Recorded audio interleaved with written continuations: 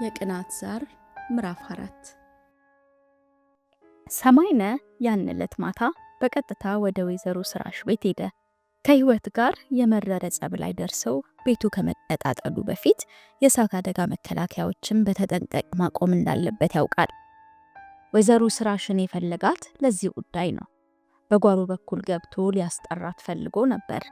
ወዲያው ደግሞ ውስኪ ቤቷ ውስጥ እነማን እንዳሉ የማወቅ ጉጉት ገፋፋውና ወደ ውስኪ ቤቱ ገባ። ለንግድ እንቅስቃሴ የሚፈላለጉ ሰዎች እዚያ እየመጡ ስለሚያመሹ ምናልባት ከሚፈልገው ሰው ጋር የመገናኘቱን እድል ለመጠቀምም አይምሮ አስቧል። ወይዘሮ ስራሽ አማቿን በደመቀ ፈገግታ ተቀብላ አስተናገደችው። ከወትሮ ደንበኞቿ ውስጥ ባህሩ ጺሙና አቡበክር ደሜ ብቻ ነበሩ። ሌሎቹ ጠጪዎች ከሰማይነ ጋር በርቀት የሚተዋወቁና ከአንገት ሰላምታ ያላለፈ ግንኙነት የነበራቸው ናቸው። የህይወት ማግባት በወይዘሮ ስራሽ ውስኪ ቤት ንግድ ላይ መጠነኛ ተጽዕኖ ቢኖረው የተፈራውን ያህል ጭር አላደረጋትም። ደንበኞቿ የአይናቸውን ማረፊያ ቢያጡም ቤቷን የንግድና የነጋዴ መገናኛ አድርገው ስለወሰዱላት አልጠፉባትም። ህይወቴ እንዴት ናት? አለችው ወይዘሮ ስራሽ ለሰማይነ ውስኪ ቀርታለት ካስተናገደችው በኋላ። ደህና ናት አለ ሰማይነ ሁሉንም ነገር ሸፋፍኖ። የወይን ጠርሙስ እንዴት ነች? አለው ባህሩ ጺሞ መለኪያውን እንደጨበጠ በማሾፍ አይነት። የምን ወይን? አለ ሰማይነ ግር ብሎት። ቻርለስ በድሌር እንደሚለው ፍቅረኛ ጠርሙስ ሙሉ ወይን ስትሆን ሚስት ግን የወይን ጠርሙስ ነች። አይ ይህን መራቀቅን ወዲያ ብትቶ ምን አለበት? አለችው ወይዘሮ ስራሽ በሰለቸ ድምፅ። ደግሞ የኔ ልጅ ምን ጊዜም የወይን ጠርሙስ ልትሆን አትችልም። ሁል ጊዜም ሙሉ ወይን ናት። ባልዮ ይናገር እንጂ ስለ ጣዕሟ አንቺ ምን ታውቂያለሽ? አላት አቡበክር ሰማይነን እንደመልከፍ አፉን አጣሞ። ከወንደላጤዎች ጋር ለመነጋገር ደረጃ አይፈቅድልኝም በማለት ሰማይነ ኩራቱን አሳየ። ይልቅ ያጓደኛህ ዛሬ የት ሄደ? ብቸኛ አድርጎሃል። አቡበክርና ይትባረክ አብዛኛውን ጊዜ ስለማይለያዩ ማንም ሰው ቢሆን አንዳቸውን ሲያይ ሌላኛውን መጠየቁ አይቀርም። ሚስቱ ተቆጣችሁ። ከኔና ከሷ እንዲመርጥ ነገረችው። የማግባት ችግሩ እዚህ ላይ ነው። ፀሐይ ሳትጠልቅ ቤቱ እየገባ ድስት ማማሰል ሳይጀምር አልቀረም። ልክ ነውና የእኩልነት ዘመን ነው አለች ወይዘሮ ሰራሽ ጣልቃ ገብታ። ሞኝ አትሁኚ። ወንዶች ሁሉ በጊዜ ወደ ቤታቸው ከገቡ ያንቺን ውስኪ ቤት ማን ያሞቅልሻል? ግድ የለም ለኔ ጊዜ ይራለኝ። ሳሙኤል በትረል እንደሚለው እግዚአብሔር ሴትን የፈጠረው ለወንድ ረዳት አድርጎ ከሆነ ለወንድ ልጅ ያለው አመለካከት በጣም ደካማ ነበር ማለት ነው አለና ባህሩ ጺሙ ደብለቅ አደረገው። ሰማይነ ሁሉንም በሙሉ ልቡ አልተከታተላቸውም። ሐሳቡ በሌላ ነገር ተወጥሮ ስሜቱ ወይዘሮ ስራሽን ለብቻዋ ለማነጋገር ተቻኩሏል። አጠጣጡ መቸኮሉን ያስታውቅበታል። ትዳር የተስማማት ትመስላለህ፣ ሚስት በደንብ ሳትይዛ አልቀረችም በማለት አቡበክር ጎተጎተው። አግባና ሞክረዋ። ሰማይነህም አጭር የመሰላቸት መልስ ሰጠው። ቆንጆ ሴት አጥቼ ነው እኮ። አንዲት ቆንጆ እዚህ ቤት ብትኖር አንተ ወሰድካት። ሰማይነህ መብሸቅ ጀመረ። ይሄ በነገር መነካካት አላማረው። ይቅርታህን ጨዋታህን ብትቀይር ይሻላል አለው በጎረና ድምፅ። ምን ነው አሁንም ትቀናለህ እንዴ? አግብታት የግል አድርጋታል እኮ። በሚስቱ የማይቀና ባል ወንድ አይደለም። ይልቅ አሁን አትነጅሰኝ አለውና ውስኪውን ጨልጦ በልቡ ነጃሳ እያለ ወይዘሮ ስራሽን አስከትሏት ወደ ጓዳ ሄደ። ለጥብቅ ጉዳይ እንደሚፈልጋት ሲነግራት በምትኳ ደንበኞቿን እንድታስተናግድላት ሰራተኛዋን ወክላት ከሰማይነ ጋር ወደ ዋናው ቤት ሳሎን ገቡ። ለሁለት ነገሮች ነው የፈለኩሽ ብሎ እጁን ወደ ኪሱ ሲሰድ የወይዘሮ ስራሽ ልብ ተሰቀለች። ምንና ምን ይሆን አምላኬ አለች በልቧ። የወርቅ ማስቀመጫ ባለፈር ፓኮ ከኪሱ አውጥቶ በስጦታ እጁን ሲዘረጋላት እንደ ጠረጠርኩት ወርቅ አመጣልኝ ብላ ወከክ አለች። እሱን ላንቺን ያመጣሁት፣ ለልጅሽም ሌላ አሰርቼላታለሁ። በጉጉት ከፍታ ተመለከተችው። 100 ግራም ያህል የሚመዝን የእጅ አምባር ነው የወርቅ ስጦታ። እግዚአብሔር ይስጥልኝ፣ እግዚአብሔር ያክብርልኝ ብላ ከአንገቷ ዝቅ እያለች ምስጋናዋን ከደረደረች በኋላ እንደው ምን አሳሰበ የኔ ጌታ አለችው ለመግደርደር ያህል። ዛሬ አይደለም ያሰብኩት፣ በትእዛዝ ካሰራውልሽ እንኳ ቆይቷል። እየዘነጋሁት ሳላመጣልሽ ብዙ ቀናት አለፉ አላት ውሸቱን። ዛሬ መጣው ለሌላ ጉዳይ ነው። የወርቅ ስጦታውን ያበረከተላት ከጉዳዩ ጋር በተያያዘ ምክንያት እንዳይመስልበት መሞከሩ ነው። ወይዘሮ ስራሽ ደግሞ እንኳንስ ይችን ያህል ብልጠት የዝንብ ሸውራራ አውቃለሁ የምትል ናት። ከተቀመጠችበት ተነስታ ሰማይነን እንደ እናት እየሳመችው በወጣ የተካበት ብድርን የሚከፍል ልጅ ይስጥህ፣ በሀብት ላይ ሀብት ይጨምርልህ በማለት እንደገና በምርቃት አንበሸበሸችው። ይህች ምን አላት ብለሽ ነው?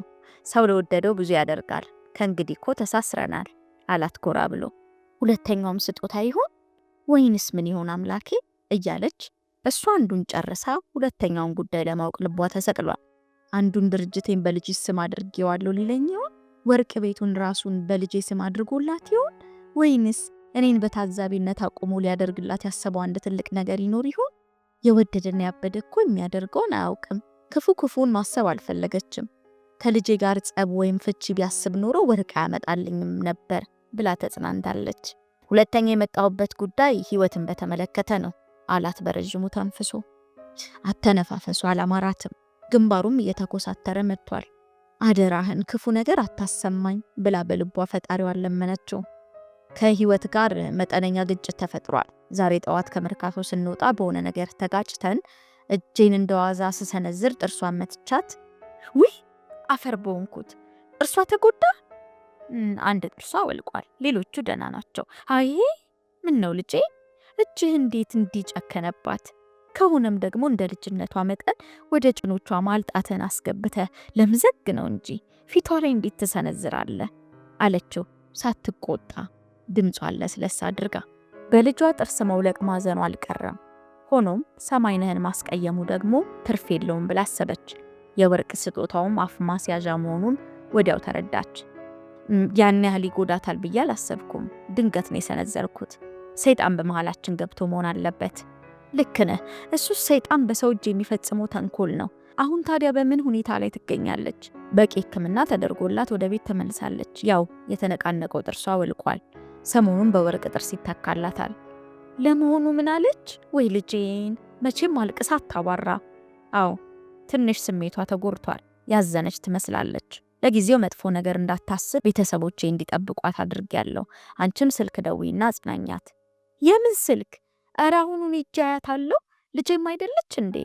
ግድ የለሽም፣ ነገ ሄደሽ ብታያት ይሻላል። ብስጭቷን በረድ ብሎላት ይደር። አሁን ስታይሽ የባሰ ሆድ ሊብሳት ይችላል። ጉዳቷ ይሰማኛል። አንዴ በመሆኑ ምንም ማድረግ አይቻልም። የምትወደውን አይነት የወርቅ ጌጥ አሰርቼ ካሳ ከፍላታለሁ። ወይዘሮ ስራሽ ወዲያውኑ ስልኩን አንስታ ደወለችላት። ሆኖም የሰማይነ ቤተሰቦች ህይወትን ሊያገናኟት አልፈለጉም። ሰማይነ ራሱ አጠገቧ መሆኑን በስልክ ካረጋገጠላቸው በኋላ ልጇን አገናኟት። ህይወቴ እናትሽ ነኝ።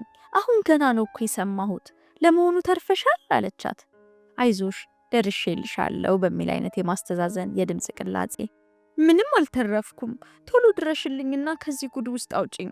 ከዚህ የሰቀቀን ኑሮ አድኝኝ። አልፈልግም፣ በቃኝ። ህሊናዬ ቆስሏል። ህይወት በህመምተኛ ድምጽ እያቃሰተችና እየታገለች ይህን ኃይለ ቃል ስትናገር የሰማይነ እናትና ወንድምየው ጎርፎ አጠገቧ እየተንጎራደዱ በአይናቸው ይገርሟታል። እሷ ግን እልህ ስለተናነቃት የነሱን ግርመማ ከቁብም አልቆጠረችውም። የአቅሟ መድከም ነው እንጂ እንዲያውም የስልኩን እጀታ አስቀምጣ ምን አባታችሁ ትከታተሉኛላችሁ? ሁላችሁንም አልፈልጋችሁም፣ ቤታችሁንም አልፈልግላችሁም። ሌላ የምትሰሙት አዲስ ነገር የለም፣ ይኸው ነው ማለት አምሯት ነበር። ቆይ እስኪ ረጋ በይ ህይወቴ፣ አይዞሽ አትበሳጪ። መጀመሪያ ህመምሽን አስታሚው። ትግስቴ አልቋል ነው የምልሽ እማዬ። እዚህ ቤት ውስጥ መኖር አልፈልግም። ጠፍቼ እንዳልመጣ አቅም አጥቼ ነው። የቁም እስረኛ አድርገውኛል። ዙሪያዬን ከበው እየጠበቁኝ ነው። በዚህ ምድር ላይ ያለሽኝ ዘመድ አንቺ ብቻ ነሽ እማዬ። ቶሎ ድረሽና ውሰጂኝ። ወይዘሮ ስራሽ በእርግጥም አዘነች። በህይወት አነጋገር ሆዷ ባባ። ሆኖም ሰማይነ ፊት ለፊት ተቀምጧል። ያመጣላትን የወርቅ አምባር አጠገቧ ጠረጴዛ ላይ አፍጥጧል። ስሜቷ በሰማይነህና ወርቁ ተጣፍንጎ ስለታሰረ የእናትነት ቢቀር የአክስትነት ጥልቅ ሐዘኗን እንኳን ልገልጽላት አልቻለችም። የምትዩ ይገባኛል ህይወቴ፣ ሁሉም መታገስ ይኖርብሻል። ሁሉም ያልፋል። ሰይጣን መሃላችሁ ገብቶ ነው እንጂ ሰማይነ ያን ያህል ሊጎዳሽ እንዳላሰበ ነግሮኛል። በስህተቱ በጣም አዝኗል። የምትፈልጊውን አይነት ወርቅ አሰርቶ ካሳ እንደሚከፍልሽ ቃል ገብቶልኛል። የሱን ካሳ አልፈልግም፣ ወርቁም ይቅርብኝ። እኔም ብቻ በሰላም ይልቀቀኝ። በፍጹም ከሱ ጋር አብረን መኖር አንችልም። ቆይ እስኪ አሁን ለውሳኔ አትቸኩይ። መጀመሪያ ህመምሽን አስታሚው ነው እኮ እምልሽ። ሁሉም ነገር ካንቺ ጤንነት በኋላ ይደርሳል። በጋራ እንመካከርበታለን። አሁን ጥርስሽ የወለቀበት ቦታ እንዴት ነው? ይጠዘጥዝሻል? ከጥርሴ ይልቅ የልቤ ቁስል ነው እንቅልፍ የነሳኝ። አልቻልኩም ነው እምልሽ። ሲኦል ውስጥ ያለው ነው የሚመስለኝ። ጎርፉ ህይወት የተናገረችውን በሙሉ ለሰማይነህ እንዴት አድርጎ ቀምሞ እንደሚያቀርብለት እያሰላሰለ ስራዬ ብሎ ጆሮውን ጥሎ ያዳምጣት ነበር። ይሉንታ ማጣቱ ህይወትን በጣም አናደዳት። ሰው እንዴት ከብት ሆኖ ይፈጠራል? ቆሞ የሚሄድ ከብት አለችው። ይህን የተናገረችው የስልኩን እጀታ እንደያዘች ስለነበር ጎርፉ እሱን የሰደበችው አልመሰለውም። የስልኩ ንግግር ክፍል መስሎት ዝም ብሎ መዘገበ። ወይዘሮ ስራሽ ራሷ የህይወት ንግግር ከርዕስታቸው ውጭ ስለሆነባት ግራ ተጋባች። በንዴት ሰማይነህን መሳደቧ መስሏት እሱ ፊት ከብት የሚለውን ቃል ላለመድገም አደባብሳ አለፈችው። እንዲህ አታምርሪን የምልሽ ህይወቴ ደግሞ አይደል ለዚያውስ በዛሬ ዘመን ደብድቦ ከቤት የሚያስወጣ እንጂ ካሳ የሚያቀርብ ባሌት ይገኛል? አንቺ ብዙውን ነገር ገና ስላልደረሽበት ነው። ለማንኛውም አሁን መሽቷል። ጠዋት ወፍ ሳይንጫጫ እመጣልሻለሁ። አጥሚትና ጭማቂ አዘጋጅቼ ይዤልሽ እመጣለሁ። አይዞሽ የኔ ቆንጆ። ህይወት በንዴት ስልኩን ጆሮዋ ላይ ዘጋችባት። ውይ ዘጋችሁ እንዴ? እንዴት ቀበጠች ባካችሁ አለች ወይዘሮ ስራሽ በብሽቀት የስልኩን እጀታ ከቦታው እየመለሰች። ሰማይነህም ለብሶቱ መንደርደሪያ ያገኘ። ይኸውልሻ ስልኩን ጆሮሽ ላይ ዘጋችሁ አይደል? ልጅቷ ኃይለኛ ትቢት አለባት። ገና በለጋ ዕድሜዋ በውበቷ ክፉኛ መመካት የጀመረች ይመስለኛል። ባህሩ ጺሞ የነገረኝ አንድ የጣሊያኖች አባባል ትዝ ይለኛል። ለሴት ልጅ ቁንጅናዋን ንገራት፣ ሰይጣን ደግሞ 10 ጊዜ ያህል ይህንኑ ይደጋግምላታል ብሎኝ ነበር። ውበት አላፊ ረጋፊ ነው። ምን ዋጋ አለው? አይምሰልህ። ህይወቴን የሚፈታተናት ልጅነት ነው።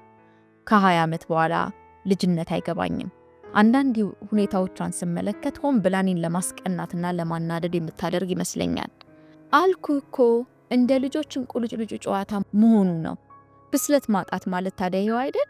ለማንኛውም አሁን አንድ ልጅ ስትወልድ ትበስላለች። ልጅነቷን ጨርሳ እናት ትሆናለች። የልጇ እናት ያንተ ሚስት መሆኗን በውል ትገነዘበዋለች ካለች በኋላ ትንሽ አሰብ አድርጋ ለመሆኑ አሁን ፍሬ ይዛለች ስትል ጠየቀችው። አልመሰለኝም። ሰሞኑን የወር አበባዋ መጥቶ ነበር። እንዴት? ከተጋባችሁ 2 ወር ሆናችኋል።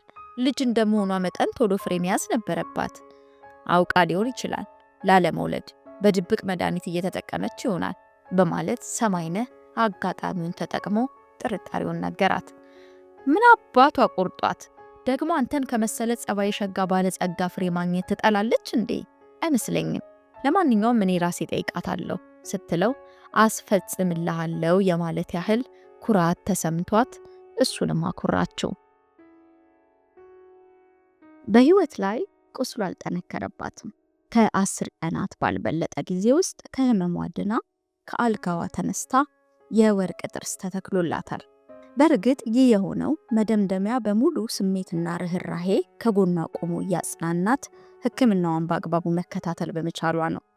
ሳይደግስ አይጣላም እንደሚባለው በሰይጣኖች በተከበበችበት እዚያ ግቢ ውስጥ እንደ መልአክ የምታየው መደምደሚያ መጽናኛ ሆኗታል። አንጀቷ እያረረ ቤቷን ጥለሹ ብረሪ ብረሪ የሚል ስሜት ይፈታተናትና መደምደሚያ አጠገቧ መኖሩን ስትመለከት ተጽናንታ ትረግባለች። ከታመመች ጀምሮ ካጠገቧ ሳይለያት ነው የከረመው። ወይዘሮ ስራሽም በተከታታይ የመጣች ስታስታምማትና ስትመክራት ሰንብታለች። በመጣችባቸው ቀናት ሁሉ የተለመደ ደረቅ ምክሯን ሳታዥጎደጉድላት ተመልሳ አታውቅ። አነጋገሯና ምክር አሰጣጧ በህይወት አይምሮ ላይ የሚያሳድረው ተጽዕኖ ቀላል አልሆነም። መጀመሪያ ፈቶኖ ሌላ የማግባትን የደረጃ ችግር እንደነገረቻት ሁሉ አሁን ደግሞ የወለቀ ጥርሷን በማስመልከት አካለ ስንኩል ሆነሻል ያለቻት ነገር አይምሯ ውስጥ ተቀርጿል። ታዲያስ የተፈጥሮ ጥርስሽን አተሽ አካለ ስንኩል ሆንሽ፣ ቤቱን ጥለሽለት የምትሄጂው ለማን ጀቴ ብለሽ ነው? አርፈሽ ተቀመጪ፣ ካሳሽን ከፍሎ የንብረት ባለቤትነትሽን ያረጋግጥልሻል ነበር ያለቻት። በእንዲህ አይነቱ አስተሳሰብ የህይወትን አእምሮ ደጋግማ ተብትባ የተዘጋጀላትን የወርቅ ካሳ አቅርባ ከሰማይነህ ጋር ያስታረቀቻትም ሌላ ሰው ሳይጨመር ወይዘሮ ስራሽ ብቻዋን ነው። የመጨረሻ ንግግሯ ጸባችሁን የሰይጣን ጆሮ አይስማው፣ የሚል ነበር። ህይወት ግን የጥርሷ ቁስል ቢድንም የልቧ ቁስል አልዳንም። ገና በሙሽርነት ወራቷ በዱላ መደፈሯ አናዷታል። በሚረባውም በማይረባውም በቅናት ከሚከነከነው ባልና በጭፍን ከሚተጋገዝ ቤተሰብ ጋር እስከ መቼ ድረስ እንደምትኖር ግራ ገብቷታል። አንድ የተፈጥሮ ጥርሷን አታ በወርቅ ጥርስ ማስተካቷ ውስጡን አቃጥሏታል። ደጋግማ እንዳደረገችው ሁሉ አሁንም ከነ ፒጃማዋ ድንገት ካልጋዋ ላይ ወርዳ የመልበሻው መስታወት አጠገብ ቆመችና የወርቅ ጥርሷን መመልከት ጀመረች። ከውበቷ ላይ የጎደለ ነገር ታያት። እንደ መሳቅ ብላ ጥርሶቿን ሙሉ በሙሉ ስትከፍት በወርቅ የተተካው ቦታ ከሌሎች ልዩነት ፈጥሮ ሌላ ሰው አስመሰላት። የህይወት አንዱ ውበቷ ፈገግታዋ፣ ሳቋ ነበር። አሁን ግን ወርቁ ጥርሷ በቀድሞ ሳቋና ውበቷ ላይ እንከን መፍጠሩን አየች። እንዲያውም ወርቁን ለመደበቅ እርሷን መክደኑ እንደሚሻላት በመስታወት ላይ ካደረገችው ልምምድ ተረዳች። ለነገሩ ከእንግዲህ በኋላ ምን የሚያስቅ ነገር ይኖራል? አንሰቅስቆ የሚያስለቅስ መራራ ህይወት ነው ከፊት የተጋረጠው ትላሰበች። አካለ ስንኩል ሆነሻል ያለቻት ትዝ አላትና ፊቷን አጨፈገገችው። አሁን ሳትወድ በግዷ እርሷን ልትከድን ነው። ሰማይነህም የሚፈልገው ይህንኑ ነበር። ባላሰበው መንገድ ምኞቱ ተሳካለት። ህይወትም የባሏን ፈቃድ ለመፈጸም የሞቱት እናትና አባቷን እያስታወሰች ማዘን ወይንም የልጅነት ፍቅረኛዋን ሄኖክን እያሰበች መተከዝ አያስፈልጋትም። እርስ መክደኑም ሆነ ትካዜው በራሱ መንገድ እየመጣ ነው። ለመሳቅ ብትሞክር እንኳ አንጀቷ እያረረ የማሽላ ሳቅ ነው። የወርቅ ጥርሷን ገምግማ ከመስታወቱ ስትመለስ ለጉዳቷ የተከፈላት ካሳ ታወሳትና ሳጥኗን ከፍታ ወጣችው። ወይዘሮ ስራሽ ከሰማይነ ጋር አስታርቃት ስጦታውን ሲያበረክትላት ላዩን ብትታረቅም ውስጧ እየተቃጠለ ስለነበር ስጦታ ወርቅ ከመሆኑ በቀር ምን አይነት እንደሆነ ከፍታ የማየት ጉጉት አልነበራትም። እንደተቀበለችው ሳጥኗ ውስጥ አስቀመጠችው። ከዚያም በኋላ ውስጣዊ ህመሟን ማስታመም እንጂ ስለ ውጫዊ ጌጥ የምታስብበት ሆነ የምትጓጓበት ጊዜ አልነበራትም። አሁን የወርቁን ፓኮ ከፍታ ስትመለከተው ተገረመች። ልብስ ሰፊው ቤት ከመሄዳቸው በፊት ሰማይነ ወርቅ ቤት ውስጥ ቆመው በእጇ አንስታ ያየችውና የወደደችው ባለ ልብ ቅርጽ የአንገት ሐብል ነው። አንጀት ሊበላ አለች በንዴት። ሆኖም የያዘችው ወርቅ ልቧን መሳቡ አልቀረም። ምን ዋጋ አለው? የዚህን ጌጥ ፍላጎቴን የተረዳልኝን ያህል ውስጣዊ ስሜቴን ቢረዳልኝና እኔነቴን ቢያከብርልኝ ጥሩ ነበር። የኔነቴ ነፃነት ባይነፍገኝ መልኬን ለማስለወጥ ባይሞክር ጥሩ ነበር። እያቆሰሉ ማከም ምን ዋጋ አለው? አለች ለራሷ። ልቧ ጓጉቶለት የነበረውን ባለ ልብ ቅርጽ የወርቅ ሐብል አንገቷ ላይ አጥልቃ ተመለከተችው። ጥሩ ጌጥ ነው፣ የማይወረዛ ሀብትም ነው። እንዲህ እንደ ውጫዊው ጌጥ የውስጥ ልቧን የሚያደምቅ እንደማይወረዛው ሀብት ልቧን የሚያበለጽግ ሰው ግን አላገኘችም። አሁንም ሁለት ምርጫዎች አይናቸውን አፍጥጠው ከፊቷ ቆመዋል። ውስጣዊ ሰላም ወይንም ውጫዊ ሀብት። ከሁለት አንዱን መምረጥ የግድ ነው። የወርቅ ማብረቅረቅ ትንሽ እንድትመራመር አደረጋት። ቀድሞ የነበራትን ለጥሎሽ የመጡላትን የወርቅ ጌጣጌጦች በሙሉ ከሳጥኗ አውጥታ ያቀለጨለች ተመለከተቻቸው። አሻንጉሊቱን እንደሚያደንቅ ሕፃን ልጅ አተኩራ ተመለከተቻቸው። በወርቅ ሱስ የሰከረችው አክስቷም ትዝ አለቻት። የወርቅ ኃይል የዋዛ አይደለም። የስሜት ንዝረት ይፈጥራል፣ አይን ይስባል፣ ልብ ይሰልባል፣ አይምሮ ያስታል። አይን ተስቦ ልብ ከተሰለበና አይምሮ ከሳተ ደግሞ ደደብነት ይከተላል። የወርቅ ጌጦቹ ጆሮ ላይ ተንጠልጥለው ጉትቻ ሲሆኑ፣ አንገት ላይ ጠልቀው ሐብል ሲሆኑ፣ እጅ ላይ ታስረው አምባር ሲሆኑ፣ ጣቶች ላይ ተደርድረው ቀለበት ሲሆኑና እግር ላይ ታስረው አልቦ ሲሆኑ ሰውነትን ያደምቃሉ። ሆኖም የደም ስር ሆነው እነዚያን የሰውነት ክፍሎች አይቆጣጠሯቸውም። ሰውና የሰውነቱ ክፍሎች ከሌሉ በስተቀር የወርቅ ጌጦች ጌጥነት አይታወቅም። በጌጥነት የሚያርፍበት ቦታ አያገኝም። ሰውነት ይቀድማል። ወርቅና በወርቅ የተሽቆጠቆጠ ህይወት ይከተላል። የወርቅ መመዘኛና የሰውነት መመዘኛም ይለያያል። የወርቅ መመዘኛ ከውጭ ነው። የሰውነት መመዘኛ ከውስጥ ነው። ወርቅ የሚፈተነው በእሳት ነው። ሰውነት የሚፈተነው ደግሞ በህይወት ነው። የመኝታ ቤቷ በር ተንኳክቶ መግባት ይቻላል የሚል ድምፅ ሰማች። ወዲያው መደምደሚያ ቀጭን ፊቱን አስቀድሞ ፈገግ ለማለት እየሞከረ ገባ። የሰውነቱ ቅጥነት የሚጎላው በፊቱ መቅጠንና በቁመቱ መርዘም ነው። እህል በልቶ የሚያድር አይመስልም። በቀጭን ፊቱ ላይ ትላልቅ አይኖቹ ጎልተው ይታያሉ። ግባ ግባ የኔ ደንገጡር አለችው ህይወት ከሐሳቧ ባና። ቁርስ ምን ይዘጋጅልሽ? ይቆየኝ፣ አሁን ምንም አላማረኝ። መጀመሪያ የጠዋት ፀሐይ መሞቅ እፈልጋለሁ። መደምደሚያ ህይወት እጅ ላይ በርካታ የወርቅ አይነቶች ሲመለከት ትንሽ ደነገጠ። ወርቆቿን ሰብስባ ልጠፋ ይሆን የሚል ስጋት አደረበት። ዛሬ ወርቆችሽን ምን ልታደርግ ያወጣሻቸው? አላት ስጋቱን ደብቆ ፈገግ ለማለት እየሞከረ። ልመራመርባቸው አለችው። ታዲያ ምርምሩ በጠዋቱ ነው እንዴ? አዎ፣ አይምሮ በቀኑ ግርግር ወይንም በምሽቱ ሽብር ሳይረብሽ በጠዋቱ ማሰብና መመራመር ጥሩ መሆኑን የነገርከኝ አንተው ነበርክ። ረሳው እንዴ? አልረሳሁትም፣ ልክ ነሽ አለ መደምደሚያ ጎበዝ ተማሪ እንዳገኘ ሁሉ ልቡ በደስታ እየሞላ። የሚነግራትን በጥሞና ስለምታዳምጠው የሚሰጣትን መጽሐፎች በጥንቃቄ አንብባ ስለምትመልስለትና የእሱንም ትምህርት ስለምታደንቅለት ደስ ይለዋል። በአጭር ጊዜ ውስጥ የአስተሳሰብ ብስለት ማሳየቷን ለመገንዘብ በመቻሉ የአይምሮዋን ብሩህነት እያደነቀ ነው። የወርቅን የማብረቅረቅና ልብ የመስለ ባህሪ ስመራመር ነበር የቆየሁት አለች።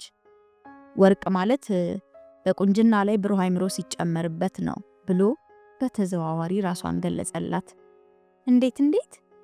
በአካልና አይምሮ የተዋቡ ሰዎች ወርቅ አያስፈልጋቸውም። የሐሳቡ አመጣጥ ደስ ስላላት በውይይት ልትገፋፋው ፈልጋ ነበር። ሆኖም ለመደምደሚያ ልትነግረው ያሰበችውን ነገር የሚያዘናጋት ስለመሰላት ቸላለችውና በሐሳቧ ወደ አንጠለጠለችው ጉዳይ ተሸጋገረች። የሴት ጠላት ቢኖረኝ ምን ብዬ እንደምረግማት ታውቃለህ? ምን ብለሽ ትረግሚያታለሽ? ወርቅ እየሰጠ የሚደበድብ ባል ይዘዝብሽ ነው ምላት። መደምደሚያ ነገሩ ገባውና ሳቀ። የእሱ አባል የእሱ ወንድም ሰማይነህ በሐሳቡ ብልጭ ብሎ ታየውና ቀላል እርግማን አይደለም አላት። ሁለተኛው እርግማኔ ደግሞ እናተኛ ባል ይስጥሽ የሚል ይሆናል። አዎ ሁለቱም ርቃት የሚመስሉ እርግማኖች ናቸው ካላት በኋላ ፀሐይ ለመሞቅ ፈልጌያለሁ ብለሽ ነበር፣ ለምን ወደ ውጭ አንወጣም ሲላት ነገሩ ቶሎ ገባት። መደምደሚያ ከህይወት ጋር እንዲህ በመቀራረቡ ቤተሰቡ ጠምደውታል። ቅርበቱን እንዲቀንስና መጽሐፍ እያመጣ ማስነበቡን እንዲያቆም ሰማይነህ ራሱ በግልጽ አስጠንቅቆታል። አሁንም መኝታ ክፍሏ መቆየቱና የሰማይነህን ስም ማንሳቱን እንዳልፈለገ ገባት። ምናልባትም ጎርፉ በሩ ላይ ወይንም ግድግዳው ጥግ ተለጥፎ የሚያወሩትን ያዳምጥ ይሆናል። መደምደሚያ እምነቱን በግልጽ ከመናገር ወደ ኋላ የማይል ሰው ቢሆንም በሱ ሳቢያ በህይወት ላይ ተጽዕኖና ጭቆና እንዳያበዙበት ይጠነቀቃል። ህይወት ወርቆቿን ወደ ሳጥኑ መልሳ ከመደምደሚያ ጋር የጠዋት ፀሐይ ለመሞቅ ወጡ። ሐሳባቸውን ያለ ስጋት ለመለዋወጥ እንዲያመቻቸውም ከበረንዳው ይልቅ የአትክልት ቦታውን መረጡ። ዙሪያውን በጥድ ዛፍ ተከቦ ውስጡ በተለያዩ የአበባ ተክሎች የተዋበው መናፈሻ አይናቸውን እየማረከ በጥዑም መዓዛው ተቀበላቸው። የእርግማኖችሽ ምንጭና ምክንያት ሰማይነህ መሆኑ ገብቶኛል አላት መደምደሚያ ቦታ መርጠው ከተቀመጡ በኋላ። አዎ እሱ ነው አለችና ህይወት እንደማዘን ብላ። ይገርምሃል መደምደሚያ፣ ከሰማይነህ ጋር ከመገናኘቴ በፊት የጠዋት ጸሎቴን ሳደርስ እግዚአብሔርን አንድ ነገር እለምነው ነበር። ምንድነው እሱ? ፈጣሪ አምላኬ ሆይ ውበቴ ሳይረግፍ ወጣትነቴ ሳያልፍ ለትዳር የሚሆን ባል ስጠኝ እያልኩ ለምነው ነበር። ይህንን የምለምነው ለምን መሰለ? ለምንድን ነው? የአክስቴን ምክር እያስታወስኩ ነው። አክስቴ መሃን ናት። በመሃንነቷም ታዝናለች። በወጣትነት ዘመኗ ቆንጆ እንደነበረችና ብዙ ወንዶች እንዳፋጀች፣ ብዙ ወንዶች ለጋብቻ ሲጠይቋት ባለመፈለግ መጠቀሚያ ጊዜዋን እንደዋዛ እንዳሳለፈችና በመጨረሻም ለትዳር የሚፈልጋት ጠፍቶ በብቸኝነት እንደኖረች አዘውትራ ታጫውታኝ ነበር እና ሁልጊዜ ወጣትነትና ውበት ኃላፊና ረጋፊ መሆኑን ስለምትመክረኝ በአይምሮዬ ውስጥ አንዳች ተጽዕኖ አሳድራብኝ ቶሎ ማግባት እንድመኝ አድርጋኛለች። ህይወት አክስቴ ስትል ወይዘሮ ስራሽን መሆኑን መደምደሚያ አላወቀም። እሱም እንደ ማንኛውም ሰው ወይዘሮ ስራሽ የህይወት እናት መሆኗን ነው የሚያው። ህይወት ታሪኳን የምታወራለት አንድ ሌላ መሃን አክስቴ ያላት አድርጎ ወስዶታል። ህይወትም አክስቴ ብላ ያወራችሁ ሳታስበው በስሜት ተመስጣ ቢሆንም መደምደሚያ ሚስጥረኛዋ እየሆነ እንደመምጣቱ መጠን ወደፊት ሚስጥሩን ያውቀዋል በሚል ግምት ነው። እሺ አለ መደምደሚያ በስሜት እየተሳበ። አሁን ደግሞ ጸሎቴ እግዚአብሔር ከሰማይ ነህ እንዲገላግለኝ ነው አለችና ስሜቱን እያጠናች መቼም ወንድሙ ብትሆንም ስሜቴ የሚገባ ይመስለኛል። ካንተ የምደብቀው ነገር የለኝም። ሐሳቤን ሳዋይህ የታመቀው ስሜት ይከፈልልኛል አለችው። ልክ ነሽ። እኔ ለሰማይነ ወንድሙ በሆንም አንቺን መሳይ ልጅ ህይወትሽን በስቃይ ኑሮ እንድትገፊ አልፈርድብሽም። ከቶንም ከሰማይነ ጋር በምንም መንገድ አትገናኙም። አዎ፣ ነገር ግን ከሰማይነ ጋር መፋታትም ቀላል አይሆንም።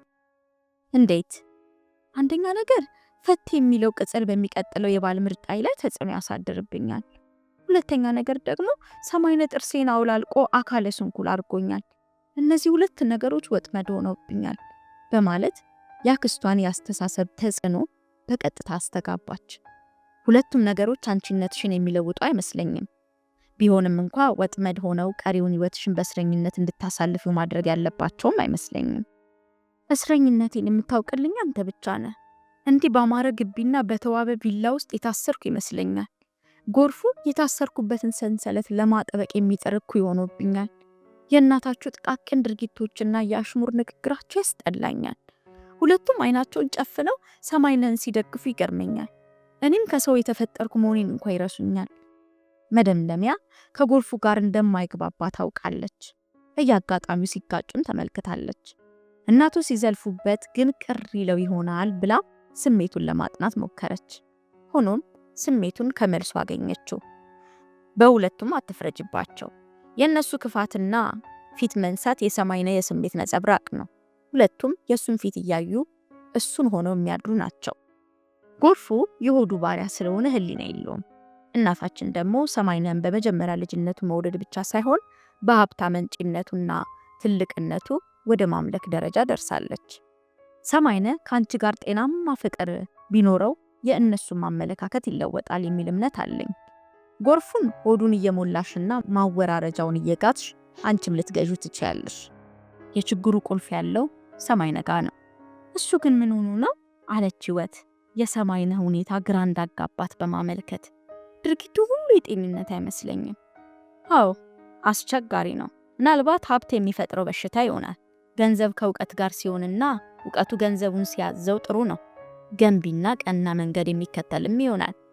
ገንዘብ ባዶ ጭንቅላት ውስጥ ገብቶ ካዘዘበትና ከፈነጨበት ግን በሽታ ይሆናል፣ አጥፊም ነው። ችግሩ ግን አብዛኛውን ጊዜ እውቀትና ገንዘብ አይገናኙም፣ ይፈራራሉ። ገንዘብ እንዳሻው የሚጨፍርበትንና የሚያመልከውን የማያምን አይምሮ ይመርጣል። እውቀት ደግሞ ድህነትን ተጣብቆ ሲፈላሰፍ ይኖራል። ዋናው ነገር ሰዎች ከሁለቱ በአንደኛው መንገድ የራሳቸውን ደስታ ፈጥረው የራሳቸውን ስካር ሰክረው ይኖራሉ። የሌላውን መብት ሳይነካና ሳይጎዳ ራስን ብቻ የሚያስደስት ስካር ጥሩ ነው። ሌላውን እየጎዳ ደስታ የሚሰጥ ስካር ግን መጥፎ በሽታ ነው። መደምደሚያ ንግግሩን አቋርጦ የህይወትን ስሜት ለማጥናት ሞከረ። እየተከተለችው ነው። ከመስመሩ ወጥቶ እንዳይዘበራረቅባት እየተጠነቀቀ ወደ ርሱ ገባ። ሰማይነህ ዕድሜውን ያሳለፈው ሀብት በማግበስበስ ነው። እስትንፋሱ ገንዘብ ነው። ማህበራዊ ግንኙነቱ ገንዘብ ነው። በደም ውስጥ የሚዘዋወረው ገንዘብ ነው። ባዶ ጭንቅላቱን የሞላው ገንዘብ ነው። የሚያስበው በገንዘብ ኃይል ነው። እሱ ገንዘብን አምልኮ እንደሰገደለት ሁሉ የእሱን ባለ ሀብትነት የሚያመልኩ ሰዎች ከስሩ ሲመለከት በገንዘብ ላይ የተመሰረተ የበላይነት ስሜት ያሳብደዋል። ይህ ሰው በገንዘቡ ምንም ነገር ማድረግና ማስደረግ ወደሚችልበት ደረጃ ደርሶ ይሆናል። ገንዘብ የሚፈጥረው እብጠት ቀላል አይደለም። አንዳንዴ ሰማይነህን ሳየው በገንዘብ ኃይል የሚንቀሳቀስ ማሽን ይመስለኛል። ሰውነቱ ይጠፋብኛል። እድሜውን ያሳለፈው ሀብት በማግበስበስ እንደመሆኑ መጠን ሴት ለመምረጥም ጊዜ አልነበረውም።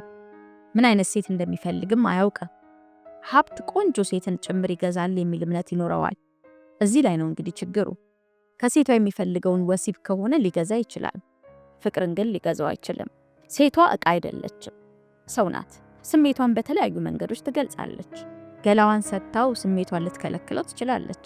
ስሜቷን ማጣቱና በገንዘቡ ሊገዛው ያለመቻሉ እሱን ያናድደዋል። የሚገርም ግን ስሜቱን ለማወቅ እንኳን እድል አልሰጠኝም። ከተዋወቅንበት ቀን ጀምሮ በቅናት ሲገላምጠኝና ሲቆጣጠረኝ ነው የኖረው አለችው አቋርጣው። ምናልባት ቁንጅናሽን ይሆናል የገዛው እሱ እንደሚናገረው ከሆነ ብዙ ገንዘብ አውጥቶብሻል። በገንዘብ ኃይል ሁለመናሽን መግዛት ይፈልጋል። የሰውነት ስሜትሽን ረግጦ እንዳሻንጉሊት ሊያንከባልልሽና ግዑዝ አድርጎ ሊያስቀምጥሽ ይመኛል። ሌሎቹ እንዲያዩበትና እንዲመኙበት አይፈልግም። ሴትነትሽንና ቁንጅናሽን እንጂ ስሜትሽን ስላልገዛው እምነት የለውም። አቅፎሽ ተኝቶ ከሱ ጋር ያለሽ አይመስለውም። አጠገቡ ሆነሽ ሩቅ የሄድሽበት ይመስለዋል። በማንኛውም አጋጣሚ ስሜትሽ የሚወሰልትበት ይመስለዋል። ካዩሽና ከቀረቡሽ ጋር ሁሉ ልብሽ የሚሸፍትን ይመስለዋል። ምናልባት የቅናቱ ምንጭ ይሄ ሊሆን ይችላል። በሀገራችን ቅናት የፍቅር ጥላ ናት የሚባል አነጋገር አለ። ስህተት ይመስለኛል። ጤናማ ፍቅር ቅናት አያውቅም። በቅናት ተሸብቦ ከማሰቃየትና ከመሰቃየት ይልቅ በነፃነት መተማመንን ያዳብራል። ሊቃውንቱ እንደሚሉት አንድን ሰው ማፍቀር ማለት እንዲኖር መኮትኮትና እንዲያድግ መጋበዝ ነው። እነዚህ ነገሮች ደግሞ ነፃነትን ይጠይቃሉ። አፍነው ጨለማ ውስጥ በማስቀመጥ መኮትኮትና ማሳደግ አይቻልም። ቅናት ተፈጥሯዊ ነው የሚሉ አሉ። በዚህ ጉዳይ ላይ አንድ መጽሐፍ ውስጥ ያገኘሁት ሐሳብ ትዝ ይለኛል። ቅናት በመሰረቱ በባህላዊ ሁኔታዎች የሚወሰን ማህበራዊ ልምድ ነው። በዓለም ውስጥ ከሚገኙ በርካታ የህብረተሰብ ክፍሎች ኤስኮም፣ ማርቆሳን፣ የምዕራብ አፍሪካዋ ሎቢ፣ የቦሊቪያው ሴራኖና በመሳሰሉት ሀገሮች ቅናት በዝቅተኛ ደረጃ ላይ ይገኛል። የኢንዲያው ቶዳ ውስጥ ደግሞ ቅናት የሚባል ነገር ፈጽሞ አይገኝም። ቅናት ተፈጥሯዊ ላለመሆኑ እነዚህ በቂ ምሳሌዎች ናቸው። ሊቃውንቱ እንደሚተነትኑት ከሆነ ቅናት የሚመሰረተው በጋብቻው አይነት ላይ ነው። ነፃ ጋብቻና ዝግ ጋብቻ ብለው በሁለት ይከፍሉታል። ነፃ ጋብቻ ከአንድ በላይ ጋብቻንና የግብረ ስጋ ግንኙነትን ሲፈቅድ፣ ዝግ ጋብቻ ግን አንድ ለአንድ የሚለውን ውል ይደነግጋል። ይህ የዝግ ጋብቻ ውል በባህላዊ ሁኔታዎች አስገዳጅነት የግል ይዞታን ይፈጥራል። ከአንድ ሰው ጋር ብቻ የግብረ ስጋ ግንኙነት የማድረግና አንድ ሰው ብቻ የመያዝ ጽንሰ ሐሳብ ጥልቅ የሆነ ጥገኝነትን፣ ህፃናዊ ቅብጥብጥ ጸባይንና በራስ ያለመተማመንን ያስከትላል። በራስ ባልተማመኑ ቁጥር ደግሞ የበለጠ ቀናተኛ የሆኑ መሄድ አይቀርም። አብርሃም ማስሌው እንደሚለው ቅናት ሁልጊዜ የበለጠ መራራቅንና ስር የሰደደ በራስ ያለመተማመንን ያስከትላል። ደግሞም ቅናት ልክ እንደ አጥፊ ካንሰር የበለጠ ቅናት እየፈጠረ ይሄዳል። የሰማይና የቅናት አይነት በዚህ ደረጃ የሚመደብ ይመስለኛል። ይህ ቅናት ፍቅረኛን ላለማጣት ከሚደረግ ፍራቻ የሚመነጭ ነው። ሆኖም ፍቅርን ያጠፋዋል። ህይወት የስሜት ህዋሶቿ ሁሉ የተኮረኮሩ ያህል ነቃች። መደምደሚያ የውስጥ ስሜቷን ሲገልጽላት ደስ አላት። የጠዋት ፀሐይ ፊቷ ላይ ስታርፍ ወገግ አደረገቻት። ሰሞኑን በህመም ደብዝዞ የከረመው ገጽታዋ ከአበቦቹ ጋር እየተያዘ ፈካ። ፍቅረኛ አለች እንዴ አለችው በድንገት። መደምደሚያ ያላሰበው ጥያቄ በመሆኑ ክቡ ብሎ ደንግጦ ምላሱ ተሳሰረ። ላቡ በጀርባው በኩል ጠብል ሲል ተሰማው። አይኖቹን ማሳረፊያ ያጣ ይመስል ከወዲያ ወዲህ ያቅመዘበዛቸው። ግን ምን አስደነገጠው? ህይወት እንደሆነ የወንድሙ ሚስት ናት። እሱም ደንገጡራ ሆኖ ነው የሚያጫውታት። ይህን ጥያቄ እንዴት ጠየቅሽኝ? ማለቴ አንተን ያፈቀረች ሴት እድለኛ ነች ለማለት ፈልጌ ነው። ነፃ አስተሳሰብ ያለው ወንድ ማግኘት ትልቅ ጸጋ መሆኑን የተረዳሁት አሁን ነው። የመደምደሚያ ቁመናም ሆነ መልክ አይስብም። ቀለም የመጠጠው ቀጭን ሰውነቱ እርቃኑን ቢታይ ምናልባትም ያስፈራ ይሆናል። ነገር ግን እንዲቀርበው ሐሳቡን ሲካፈሉትና እምነቱን ሲጋሩት ፍቅር ላይ ይጥላል። ሰው የሚወደደው በውጫዊ አካሉ ሳይሆን በውስጣዊ ማንነቱ መሆኑን ያስመሰክራል።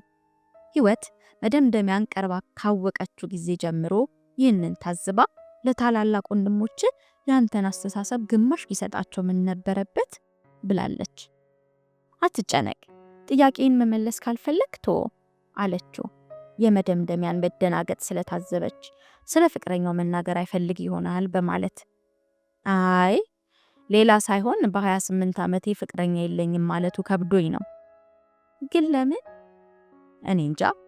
ወንድሜ ሀብት በማግበስበስ እድሜውን እንደፈጀ ሁሉ እኔም እውቀትን በማግበስበስ እድሜን እየፈጀ ይሆናላ። ምናልባት ሐሳባዊ ሆኜ በአፌ ከማነብነብ በቀር በተግባር የሴቶችን ልብ ማሸነፍ ሳልችል ቀርቼ ይሆናል። ወይንም ደግሞ ሴቶችን እንደምፈልጋቸው ሳላገኛቸው ቀርቼ ይሆናል። በሁሉም ወይንም በአንድ በፍቅር ስለ ፍቅር ያስኳት ሴት የለችም። የወንድም ሚስት ሆኜ ባንገናኝ ኖሮ እኔ አልለቀህም ነበር አለች ህይወት በልቧ። እንዲህም ስልሽ ጭራሹን ከሴት ጋር ግንኙነት የለኝም ማለት አይደለም። በወሲብ የቀረብኳትን ሴት ፍቅረኛ አድርጌ አልቆጥራትም። ሬሞንድ ጋሌ አንተ ማነህ በሚለው መጽሐፉ እንደገለጸው ፍቅርና ወሲብ ተመሳሳይ አይደሉም።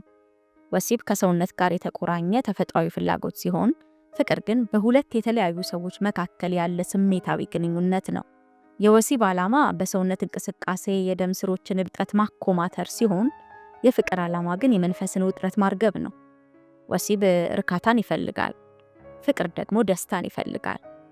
ወሲብ የተፈጥሮ ክስተት ሲሆን፣ ፍቅር ግን የባህል እድገት ውጤት ነው። እንደ ባህሩ ጺሙ ሴቶችን ጠልተ እንዳትቀር ቶሎ ማፍቀር ይኖርብሃል በማለት ነገሩን እንደ ቀልድ አጠፍ አደረገችበት። ባህሩ ጺሙን መደምደሚያም ያውቀዋል። በግብዣና በተለያዩ አጋጣሚዎች ቤታቸው ሲመጣ ትንሽ ሳይከራከሩ አይለያዩም። በሴቶች ላይ ሁለቱ ያላቸው አመለካከት ፍጹም የተራራቀ ነው። እኔ እንደ ጋሼ ባህሩ ሴቶችን የመጥላትና የመናቅ ባህሪ የለብኝም። በፍቅር በክብርና በነፃነት ላይ የተመሰረተ ግንኙነት ነው የምፈልገው። ጋሽ ባህሩ ይህን መሳይ ጸባይ ያመጣው ሚስቱ ከከዳችሁ በኋላ መሆኑን ሰምቻለሁ። አሁን እኔም ሰምቻለሁ። ሁሉንም ሴቶች በእሱ አይን እያያቸው ነው። ሰማይነህም ላይ ይህንን በሽታውን እንዳያጋባበት ያስፈራል። ከማንም ይልቅ የሚቀርበውና የሚያዳምጠው እሱን ነው። ቅናትን በሚያክል በሽታ ላይ ጥላቻና ንቀት ከተጨመረበትማ አዲዮስ። ቪላ ቤት ውስጥ በክብር መታሰርሽ ቀርቶ ወደ ማድ ቤት ተወርውረሽ ይቆለፍብሻል ብሎ እንደ መቀለድ ጥርሱን ብልጭ አደረገው። ህይወት ግን አልሳቀችም። ስለ ፍቅር ምንነት ሲወያዩ በደስታ ፊቷ የፈካውን ያህል አሁን ስለ ሰማይነህ ስታስብ በአንድ ጊዜ ሰውነቷ ተለዋወጠ። የመደምደሚያ ገለጻ ደስታ የሚፈጥር ቢሆንም ሐሳባዊ ነው። አሁን እሷ የምትገኘው ግን ተግባራዊ ጨለማ ውስጥ ነው። ከጨለማ መውጫ መንገድ ስታሰላስል ግራ ይገባታል። ጥፋት የፈጸምሽው መጀመሪያ ነው አላት መደምደሚያ። የገጯን መለዋወጥ ሲመለከት ስሜቷ ገብቶት፣ እንዴት? ምን አይነት ጥፋት? ከሰማይነህ ጋር ከመጋባትሽ በፊት ምርጫሽን ማስተካከል ነበረብሽ። ጋብቻን መወሰን ቀላል ነገር አይደለም። በአስተሳሰብ መቀራረብን፣ በስሜት መተሳሰርን፣ በፍቅር መከባበርን፣ መቻቻልን፣ አንተ ትብስ አንቺ ትብሽ መባባልን ይጠይቃል። ይህን ያህል የአስተሳሰብ ልዩነት ኑሯችሁ እንዴት ለጋብቻ እንደተፈቃቀዳችሁ ይገርመኛል። በዚያ ላይ ደግሞ በጣም ሰፊ የእድሜ ልዩነት አላችሁ በማለት ፍርጥርጥ አድርጎ ነገራት። ልክ ነህ። ሆኖም ግን ምርጫው የኔ ሳይሆን ያክስቴ ነበር። ያኔም አካል ቢያጋባችን አሁንም እንዳልፋታ የምትከለክለኝ እሷ ናት አለችው በምሬት። እንዴት? የገንዘብ ፍቅር ከሰማይነህ ጋር አንድ አድርጎ ስላስማማቸው እኔን ሽጣለት ግንኙነቷን አጠነከረች። አሁንም ከባርነት እንዳልወጣ ጥብቃ ትታገለኛለች ካለችው በኋላ ድምጿን ሰብስባ አክስቴ ክፉ ሰው አይደለችም። ስቄ ተጫውቼ በደስታ እንዳድግ የተቻላትን ያልተንከባክባኛለች። በማይመስላት ነገር ብትቆጣና ብትገስጸኝም ባመነችበት ነገር ሁሉ ፍቅሯንና ደግነቷን አሳይተኛለች። ሆኖም ግን አሁን እንደምረዳው ከፍተኛ የገንዘብ ፍቅር ሰፍሮባታል። ምናልባትም ከዘመዶቿ ሁሉ ርቃ ብቻዋን የምትኖረው ለዚህ ይሆናል። ማንኛውንም ግንኙነትና እንቅስቃሴ በገንዘብ ማስላት የጀመረች ይመስለኛል። ቅድም አንተ ስለ ሰማይነህ ገንዘብ መውደድና ማምለክ ስታወራልኝ እኔም አክስቴን እያሰብኩ ነበር። ሰዎች ገንዘብን ማፍቀርና ማምለክ ሲጀምሩ ለሰው ያላቸው ፍቅርና ክብር መቀነሳቸው አይቀሬ ነው። መደምደሚያ ግር እንዳለው ከፊቱ ላይ አነበበች። አክስቷና እናቷን እንደተምታቱበት ስላወቀች ታሪኳን ልትነግረው ፈለገች። ላቀረቡትና ላመኑት ሰው ሆድ ውስጥ ያለውን በሙሉ ዘግዝከው ሲያጫውቱ የሐሳብ መክፈልና መጠነኛ እፎይታ ይገኛል። ህይወትን እንድትተነፍስ ከውስጥ የሚገፋፋት እንዲህ አይነቱ ስሜት ነው። አክስቴ የምልህ እናንተ በእናትነቱ የምታውቋትን ወይዘሮ ስራሽ ብዙን ነው። እሷ አሳዳጊ እንጂ ወላጅ እናት አይደለችም ከማለቷ ፊቷን ክፍት አለው። ወላጅ እናትሽስ? አለ መደምደሚያ ይበልጥ ግራ እየገባውና የእሷን ስሜት ተከትሎ እያዘነ። እናትና አባቴ ገና በሕፃንነቴ ሞተዋል። ታላቅ ወንድሜን ይዘው ሽርሽር ሲሄዱ በመኪና አደጋ ሁሉም አለቁ። እኔ አክስቴ ቤት ቀርቼ ስለነበር ተረፍኩ። አክስቴ እንደ እናት ሆና ልጄ እያለች አሳደገችኝ። እኔም እንደ እናቴ እማዬ እያልኳት አደግኩ። ወላጆቼ ማጣቴ እንዳይሰማኝ ተንከባክባና ሙራቃን ያሳደገችኝ። ወላጆቼ ነፍስ ሳላውቅና ፍቅራቸውን ማጣጣም ሳልጀምር ስለተለዩኝ ካደግኩም በኋላ ሐዘኑ ጠልቆ አልተሰማኝም ነበር። አሁን ግን ወደ ኋላ ተመልሼ እያዘንኩ ነው። የአክስቴን አንዳንድ ሁኔታዎች ስመለከት ስላልወለደችኝ ይሆናል የሚል ስሜት እየፈጠረብኝ ነው። ሳታስበው እንባዋ ቀድሞ በጉንጮቿ ላይ ወረደ። መደምደሚያም ስሜቱን መቆጣጠር አልቻለም። አይኑ ላይ ደርሰው ግጥም ያሉትን የእንባ ዘለላዎች መንገድ ለቀቀላቸው። ለአንድ አፍታ ያህል የጋራ ስሜታቸውን በእንባ ገለጹ። ይህች ዓለም ጨካኝ ናት አለ መደምደሚያ ከኪሱ መሀረብ አውጥቶ አይኖቹን እየጠራረገ። አሁን ከሰማይነ ጋር ተፋትቼ ብሄድ እንኳን የአክስቴ ቤት መሸሻ እንደማይሆነኝ እየገባኝ ነው። ኃይለኛ ግንባር ፈጥረዋል። መሄጃ የሌለኝ ፍጡር መሆኔ እየተሰማኝ ነው።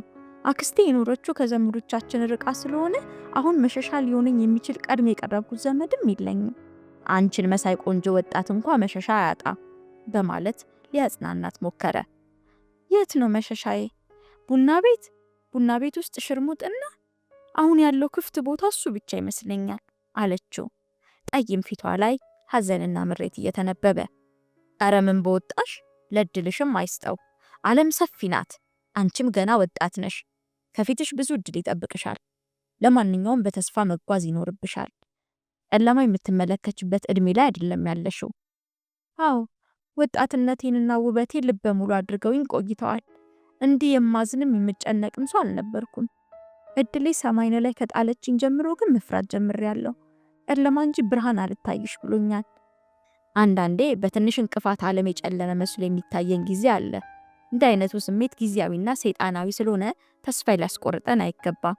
ሰሞኑን ግን አንድ ነገር እያሰብኩ ነው አለችውም በዋን ጠራርጋ ወደ ሩቅ እየተመለከተች። ምንድነው እሱ? ሄኖክ የሚባል የልጅነት ጓደኛዬ ነበር። ቅድም ስለ እውነተኛ ፍቅር ስትገልጽልኝ ሐሳቤ ውስጥ የመጣው እሱ ነው። የፍቅርን ትኩሳት የማውቀው በሱ ነው።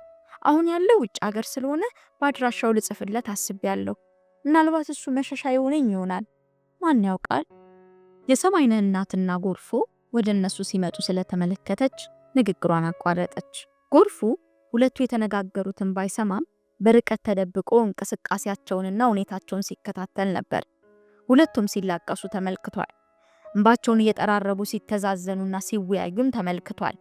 በዚህ ምክንያት ጥርጣሬው ወደ ሌላ አቅጣጫ ሄዶ ይህንን ጉድ እናታችን ማየት አለባት ብሎ ነው እየጎተተ ያመጣቸው። ለሰማይነ አቀነባብሮ የሚያቀርብለትን ትርኢት በማየቱ ደስ ብሎታል። እንዲህ አይነቱ የስለላ ሪፖርት ጠቃሚ ጉርሻ ሊያስገኝ ይችላል በሚል ግምት ህንድቋል።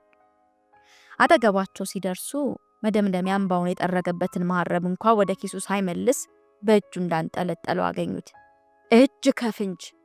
እጅ ከፍንጅ በማለት ጎርፉ እንደ ቡሃቃ የሰፋ አፉን አንድ የለቀቀው። ምኑ? አለ መደምደሚያ ተደናግጦ። ምን እያደረጋችሁ ነው? አሉ የሰማይነህ እናት በቁጣ። ፀሐይ የሞቅን ነዋ አላቸው መደምደሚያ። ፀሐይ መሞቅ ያስለቅሳል እንዴ? ሆ ያልታያችሁ እንዳይመስላችሁ፣ ጉዳችሁን አይቼላችኋለሁ። የጎርፉ ንግግር ህይወትን አስደንግጦ ክውስ ያደርጋት መደምደሚያን ደግሞ አናዶት ብው አደረገው። የምን ጉድ ነው የምታወራው? የወንድሜን ሚስት የመከጀልህን ጉድ ነዋ። ማ? እኔ? አዎ አንተ። በአይኔ በብረቱ አይቻለሁ። እኔ እኮ እንዳንተ ከብት አይደለሁም። ህሊና ያለኝ ሰው ነኝ። በእንዲህ አይነቱ የስነ ምግባር ብልሹነት ፈጽሞ ልጠረጠረኝ አይገባም ነበር። የወንድሜን ሚስት የሚያስደፍረኝ ምንም አይነት የሞራል ውድቀት አልደረሰብኝም። ስብናይም አይፈቅድልኝም። እንዲህ አይነቱ ምግባረ ብልሹነት ማሰብ ራሱ የውስጥ ፍላጎትን ያንጸባርቅብሃል። ከብት? ማን ነው ከብት? እኔ ጎርፉ? አዎ አንተ። ራስን አታውቆም እንዴ? ወንድማማቾቹ ሊተናነቁ ሽቅብና ቁልቁል ተፋጠጡ። ጎርፉ ግዙፍ ሰውነቱን ሊያሳርፍበት ጡንቻውን ወጣጥሮ አይኖቹን አጉረጠረጠ። መደምደሚያም ምንም ብቀጥን ጠጅ ነኝ እያለ ጅማቶቹን ቀጭን ፊቱ ላይ ተገታትረው ለፍልሚያ ያነሳሱት። የጎርፉን የአካል ግዝፈት ከምንም አልቆጠረም። ደደብ ጭንቅላቱ ግዙፍ፣ ሰውነቱን እንደ ልቡ ማዘዝ አይችልም። አሳቻ ቦታ ፈልግ ያስተነፍሰዋለሁ በማለት በቅጥነቱ ቅልጥፍና እየተጽናና የመደባደብ እልህ ተናነቀው። መጀመሪያ ዘሎ በቴስታ ቢመታው ሰማይና ምድሩ ሊያዞርበት እንደሚችል ገመተ። ጎርፉ በበኩሉ በአካል እንቅስቃሴ መደምደሚያ ሊወራጭበት እንደሚችል በማሰብ በፈረጠመ ጡንቻው አንድ የተሸክሞ ሊያፈርጠው ፈለገ። ይህን ስንጥር ሰውነቱን ሰባብሬ ያልጋ ቁራኛ አደርገዋለሁ ብሎ በልቡ ፎከረ። ሁለተኛ ይለምደኝ ምስኪል ድረስ አስተኝቶ ለመርገጥ ተመኘ። ከሁለቱ አንዳቸው እጃቸውን ከመሰንዘራቸው በፊት እናትየው መሃላቸው ገብተው ቆሙ። እንዴ ምን ልትሆኑ ነው? ልትደባደቡ? ጉዳት ፈሩም እንዴ? በሉ መጀመሪያ እኔን ደብድቡኝ። እኔ እናታችሁ በህይወት ቆሜ እናንተ ልጆች አትደባደቡም። እያሉ የጎርፉን ክንድ ይዘው ወደ ኋላ እየገፉ አሸሹት። ህይወት በጭንቀት ተውጣ በእሷ ምክንያት የተፈጠረው ችግር እያሳሰባትና የቀድሞ ብሶቷ ከውስጥ እየፈነቀላት በማልቀስ ላይ ነበረች። እናትየው ጎርፉን ሲይዙ እሷም የመደምደሚያን ክንድ እየጎተተች ገላገለቻቸው። ልቀቂኝ አላት መደምደሚያ እልህ እየተናነቀውና መገላገሉ እያባሰበት። እባክተው በእናት በኋላ ነገሩ የሚከረው በእኔ ላይ ነው አለች ህይወት በሹክሹክታ ድምፅ። ሆይ ግድ የለም አፈር ድሜ ባላስግጥ እኔ ወንድ አይደለሁም እያለ ጎርፉ ከወዲያ ፎከረ። እናትየው ጎርፉን እየተቆጡና እያባበሉ ወደ ቤት አስገብተውት ለቁርስ ከተዘጋጀው ገንፎ በትልቅ ሳህን ሙሉ ሰጥተው አፉን አስያዙት። አደራህን ጎርፉ ይህን ነገር ሰማይነ እንዳይሰማ። ምን ማለትሽ ነው ማማ? እነግረዋለሁ። የወንድሜን ጥቃት ማየት አልፈልግም። በአባታችሁ አጥንት ይዣለሁ ጎርፉ። ሰማይነ ይህንን ከሰማ እብድ ነው የሚሆነው። ልጆቹን እኛ እንመክራቸዋለን። ልጅነት ነው እንደሚያረጋቸው። ማን ነው ልጅ? መደምደሚያ። እስቲ የሚሰራውንና የሚናገረውን ማንንም አያደርገውም። አንቺ ነሽ እያሞላቀቅሽ ለዚህ ያበቃሹ። ግድ የለም ለሁሉም ነገር መላ ይፈለግለታል። አሁን ብቻ ይችን ነገር ለማንም ትንፍሽ እንዳትል። በአባታችሁ አጽም ይዣለሁ። ኋላ ጸብ ከኔ ጋር ነው። የእናታቸው ልብ ወደ መደምደሚያ እንደሚያደላ ጎርፍ ያውቃል። አንዳንዴ የከረረ ጸብ ተጣልተው ሊጨክንበት የማይችለውም እሳቸውን እየፈራ ነው። አሁንም ነገሩን ቸል ብሎት የቀረበለትን ገፎ መሰልቀጥ ጀመረ። አሁን ደግሞ ወደ ቤት አትገቡም እንዴ? እዚያ ምን ታደርጋላችሁ? አሉ የሰማይነህ እናት ወደ ህይወትና መደምደሚያ ተመልሰው። ህይወት አዝማሚያቸው ስላላማራት ቁጣቸውን ፈርታ ፈጠን እያለች ወደ ቤት ገባች። ሆኖም የፈራቸው አልቀረላትም። ምንድነው እንዲህ መልከስከስ? ምንድነው እንዲህ ቀሚስ መጣል? ክብሩን የሚጠብቀው ባለቤቱ ነው። ሴት ልጅ የምትከበረው ከሁሉም ነገር ቁጥብ ሆና ስትቀመጥ ነው። በየሜዳው መገልፈጥና መላቀስ ምን ዋጋ አለው? ሲሏት እንዳልሰማቸውና ወደፊቷ ገሰገሰች። አሮጊቷ ደግሞ ጀርባዋን ሰጥታቸው በመሄዷ ተናደው ይበልጥ በግልጥ መናገር ጀመሩ። ሃይ ምን ነውቴ? ልጆቼን እንድታጣያቸውና እንድታበጣብጫቸው አልፈልግም። ትኖሪ እንደሆነ ክብርሽን ጠብቀሽ ኑሪ። ህይወት ይህንን በዝምታ መቋቋም አልቻለችም። ለአንድ አፍታ ቆም ብላ በንዴት ራሷን እየነቀነቀች ምንድነው የሚያወሩት ማማ? እንዴት አይነት መጥፎ ንግግር ነው የሚናገሩት? የኔን ልብ ንጽህና የሚያውቀው አንድ እግዚአብሔር ብቻ ነው አለቻቸው። ከሳቸው ሸሽታ ወደ ቤት ስትገባ ጎርፉን አየችው። አንዳች ቆሻሻ ነገር እንዳየች ሁሉ ተጸየፈችው። ሆኖም ከንቱ ጥርጣሬውን እውነት አድርጎ ለሰማይነ ቢነግረው በሷም ሆነ በመደምደሚያ ላይ የሚደርሰውን ችግር በመገመት ቢያንስ ጥርጣሬውን ልታስተባብልለት ፈለገች። ጎርፉ የምታምነኝ ከሆነ እኔ እውነቱን ልንገርህ፣ ከመደምደሚያ ጋር አንተ የጠረጠርኩ አይነት ግንኙነት የለንም። ከቶንም አላሰብንም። የየግል ታሪካችንን ስንጨዋወት ተዛዝነን ነው የተላቀስነው። በምትፈልገው ነገር እምልልሃለሁ አለችው። በሆዷ ግን እየረገመችውና ብሽቀቷን የሚገልጽላት ስድብ ሁሉ እየሰደበችው ነበር። አንቺ አታውቂውም የሱን ነገር፣ እያሳሳቀሽና እያስለቀስሽ በኋላ ልብሽን ሊያሸፍተው ነው። ባለጌ ስለሆነ ተጠንቀቂው ብሏት የገንፎውን ሳህን እየጠራረገ ማንኪያውን ሲልስ ህይወት በልቧ ባለጌ አንተው ነህ ሆዳ ብላ ወደ መኝታ ክፍሏ ገባች። ጎርፉ ቁርሱን ጨርሶ ወደ ታክሲ ስራው ለመሰማራት ከቤት ሲወጣ እናቱና መደምደሚያ ውጭ ቆመው ሲጨቃጨቁ ተመለከተ።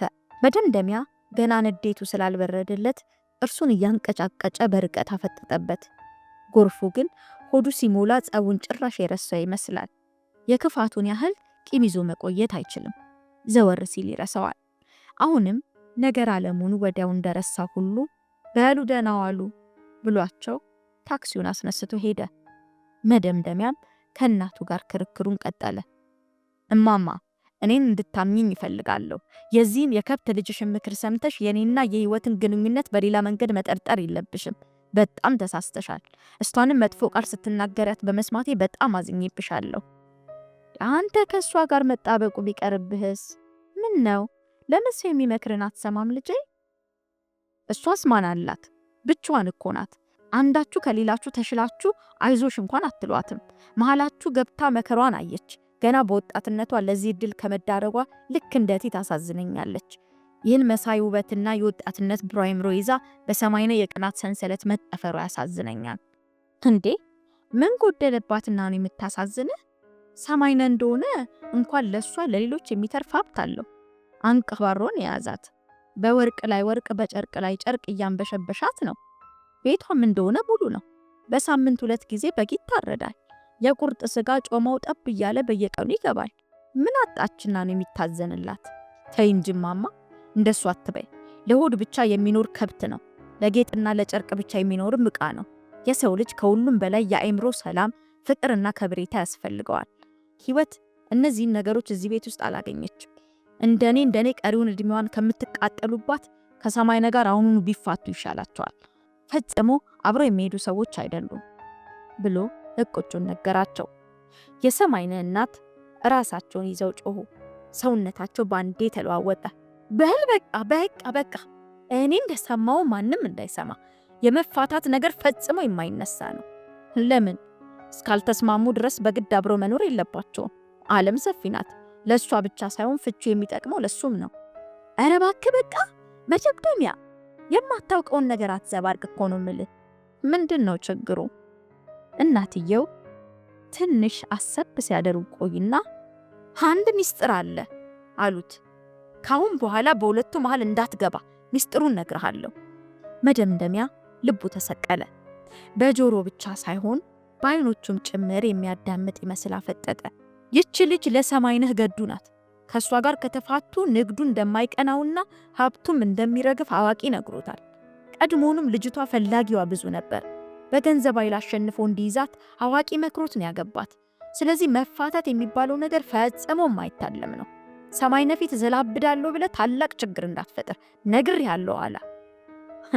የዘላለም እስረኛ አድርጋችኋታላ ብሎ መደምደሚያ በልቡ ለህይወት እያዘነ ለመሆኑ ጠንቋዩ ማን ነው አላቸው። እሱ አይጠየቅም፣ ዝም ብለህ አትዘላብድ፣ ቁርጡን እንድታውቀው ብዬ ነው የነገርኩ እያሉ ተቆጥተውት ካጠገቡ ዘወር አሉ።